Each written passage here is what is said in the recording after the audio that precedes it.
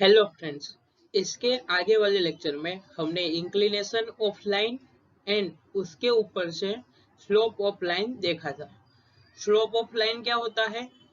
अगर हमारा इंक्लिनेशन की वैल्यू थीटा है तो टेन थीटा की वैल्यू जो आएगी वो हमारा स्लोप होगा।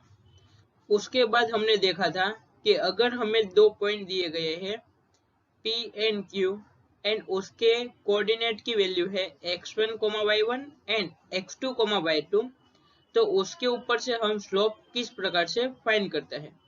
उसका फॉर्मूला था m is equal to y2 minus y1 divide by x2 minus x1।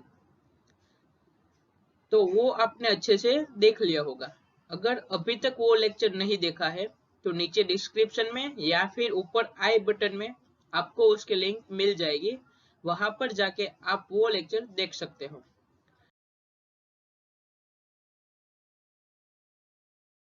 ये वाले लेक्चर में हम condition for parallelism of lines यानी दो लाइन पैरेलल है उसके लिए कंडीशन क्या होगी। आपने पैरेललिज्म के लिए दूसरी भी कंडीशन देखी होगी, लेकिन यहाँ पर हम जो कंडीशन की बात करेंगे वो उसके स्लोप के ऊपर से होगी। डिस्प्ले पे आपको एक फिगर दिख रही होगी, उसमें दो लाइन है, एक लाइन है L1 एंड दूसरी लाइन है L2। L1 लाइन की इंक्लिनेशन की वैल्यू है अल्फा एंड L2 की इंक्लिनेशन की वैल्यू है बीटा। सबसे पहले मान लेते हैं कि L1 एंड L2 दो पैरेलल लाइन है, तो उसके ऊपर से हमें क्या मिलेगा, ये दोनों इंक्लिनेशन की वैल्यू सेम होगी, यानी अल्फा एंड बीटा की वैल्यू सेम होगी। तो हमें मिला alpha is equal to beta. तो अगर दोनों साइड आप 10 अप्लाई करो तो 10 alpha is equal to 10 beta होगा। और 10 अल्फा क्या है, ये पहली लाइन का स्लोप यानी m1 एंड 10 बीटा है ये दूसरी लाइन का स्लोप यानी m2। तो इसके ऊपर से हमें मिला m1 इक्वल टू m2। तो अगर दो line L1 and L2 parallel है तो उसके जो स्लोप होंगे उसकी वैल्यू इक्वल होगी। अब हम उल्टा देखते हैं, यानी अगर m1 इक्वल टू m2 होता है तो हमें दो लाइन पैरेलल है ऐसा कह सकते हैं या नहीं।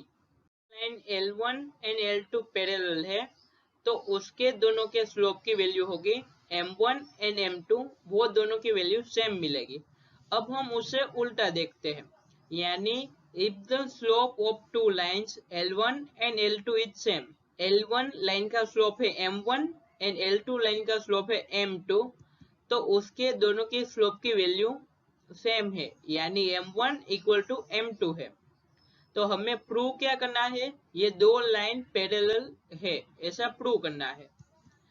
तो उसके लिए हमें क्या बताना पड़ेगा, अल्फा एंड बीटा की वैल्यू सेम है। तो m1 इक्वल टू m2 है, उसके ऊपर से हमें मिलेगा 10 alpha is equal to 10 beta. आपने लोअर स्टैंडर्ड में टेंजेंट फंक्शन की प्रॉपर्टी की बात की होगी, तो उसकी एक प्रॉपर्टी थी कि अगर 10 alpha is equal to 10 beta होता है तो हमें मिलेगा alpha is equal to beta plus 360n और n इंटीजर नंबर होगा। तो यहाँ पर हमें अल्फा एंड बीटा के बीच में रिलेशन मिल रहा है, alpha is equal to beta plus 360n। लेकिन आपको पता है ये अल्फा एंड बीटा दोनों लाइन के इंक्लिनेशन की वैल्यू है और लाइन की इंक्लिनेशन की वैल्यू 0 से 180 के बीच में ही रहती है, यानी मिनिमम 0 डिग्री हो सकता है एंड मैक्सिमम 180 डिग्री हो सकता है, इससे ज्यादा या इससे कम नहीं होगा। तो यहाँ से हम लिख सकते हैं अल्फा इक्वल टू बीटा, क्योंकि अगर हम n की वैल्यू 1, 2, 3 कोई भी लिखे तो अल्फा की वैल्यू 180 से ज्यादा आएगी और n की वैल्यू हम नेगेटिव नंबर यानी -1, -2 ऐसा लिखे तो अल्फा की वैल्यू नेगेटिव आएगी यानी 0 से कम आएगी, तो वो इंक्लिनेशन की कंडीशन को सेटिस्फाई नहीं कर रहा है। तो n की वैल्यू हमें 0 ही लिखनी पड़ेगी, तो उसके ऊपर से हमें मिलेगा alpha is equal to beta. तो उसके ऊपर से हम कह सकते हैं कि दोनों लाइन पैरेलल है। तो हमें मिला कि अगर line L1 and L2 are parallel if and only if their slope are equal. तो सबसे पहले हमने प्रूव किया था कि अगर दो लाइन पैरेलल है तो उसके स्लोप इक्वल हो गए। उसके बाद हमने प्रूव किया कि अगर स्लोप इक्वल है तो दो लाइन पैरेलल होगी।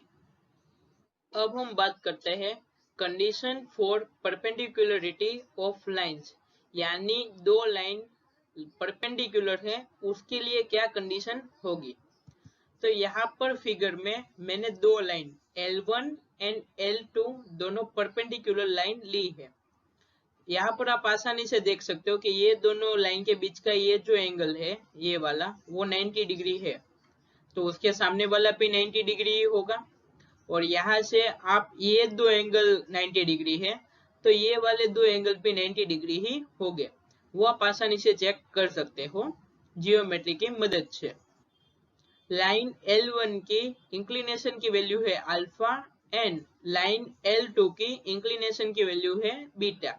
अब हम पहले लेते हैं कि मान लो कि ये दोनों लाइन परपेंडिकुलर है, यानी L1 एंड L2 दो लाइन परपेंडिकुलर है और उसके ऊपर से हम M1 एंड M2 के बीच में रिलेशन ढूंढने की ट्राई करते हैं, जैसे पैरेलल लाइन के लिए हमने किया था। तो if the line L1 and L2 are perpendicular, तो उसके ऊपर से हम क्या लिख सकते हैं, beta is equal to alpha plus 90।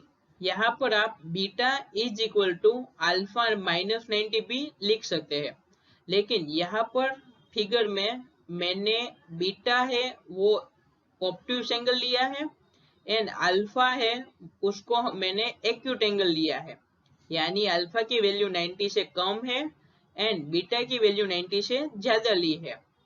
तो यहाँ पर मेरे केस में beta is equal to alpha plus 90 degree होगा।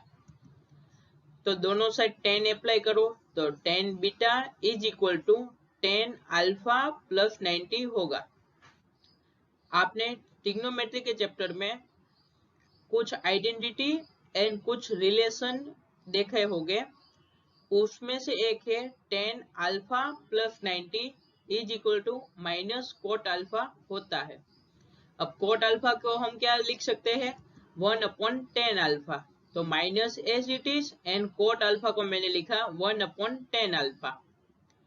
यहाँ पर बीटा हमारी L2 लाइन की इंक्लिनेशन की वैल्यू है, तो tan बीटा होगा वो M2 यानी slope of L2 line and alpha है वो इंक्लिनेशन ऑफ लाइन L1 है, तो tan अल्फा होगा वो स्लोप ऑफ लाइन L1 होगा। तो उसके ऊपर से हमें मिला M2 is equal to minus as it is and 1/M1।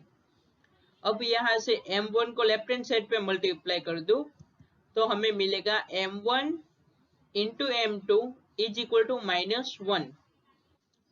यहाँ पर एक चीज याद रखना, हम जब भी स्लोप की बात करते हैं तब y एक्सिस या फिर parallel to y axis line की बात नहीं करते हैं, क्योंकि उसका स्लोप डिफाइन नहीं है।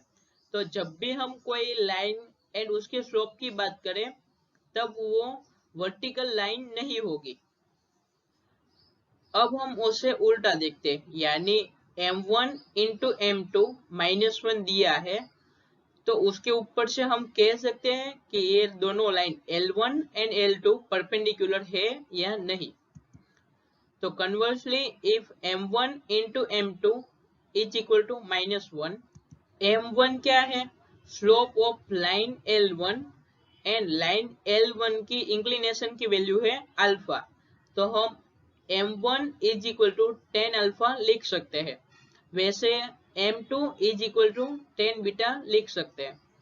तो ये इक्वेशन में M1 equal to tan alpha and M2 equal to tan beta लिखेंगे तो हमें ये वाला इक्वेशन मिलेगा। अब यहाँ से tan बीटा मल्टीप्लाई में है तो सामने की साइड ले जाएंगे तो वो डिनोमिनेटर में आएगा, तो क्या होगा tan alpha is equal to -1 divide by 10 beta, और 1/10 बीटा होता है कोट बीटा, तो उसके ऊपर से हमें मिला tan alpha is equal to minus cot beta.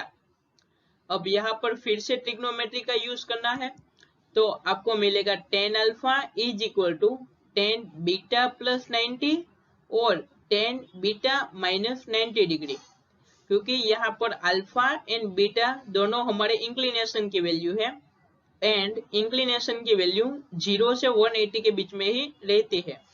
तो हमें मिलेगा tan alpha is equal to tan beta plus 90 या फिर tan बीटा माइनस 90।